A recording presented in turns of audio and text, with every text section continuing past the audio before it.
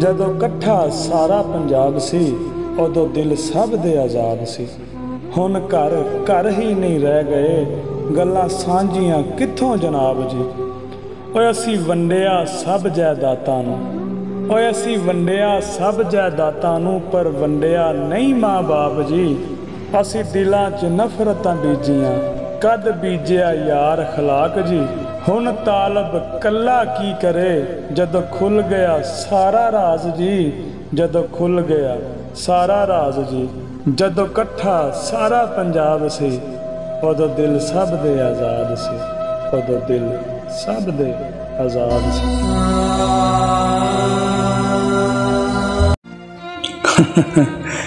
कौन जानता है किसी को, न कोई जान पाएगा, न मैं दिल से मुखलस हूँ, न वो बोल पाएगा, न वो बोल पाएगा।